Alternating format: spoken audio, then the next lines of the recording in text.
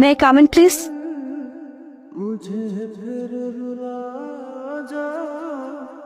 দুই বছর একটা রিলেশন,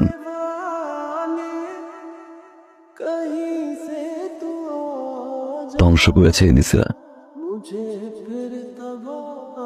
কি দোষ ছিল সেদিন আমার?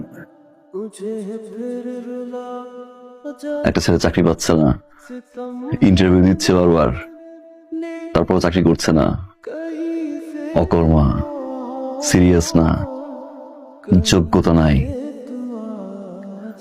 বাজে বিহেভ করে হার্ট করে টিস্যুর মতো ছুঁড়ে ফেলে দিছিল। আজ 2 বছর পর তুমি আমার অফিসে চাকরির জন্য, আমার সাইনের উপর ডিপেন্ড করছে তোমার চাকরি হবে কি হবে না।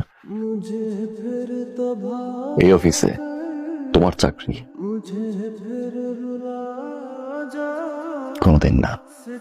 ও ইয়েস ইয়েস ইয়েস ইয়েস, একটা একটা একটা একটা পোস্ট খালি আছে, ওই যে ক্লিনার একটা পোস্ট খালি, 8,000 টাকা স্যালারি, 2টা বোনাস দে। আর এছাড়া ট্রাস্ট মি, অফিসের সবাই কম বেশি একটু একটু টিপস দেয়, মানে এক্সট্রা ইনকাম বলতে পারো, এটা করতে পারো। এত বড় লোক বাবার মেয়ে ক্লিনার চাকরি করবে?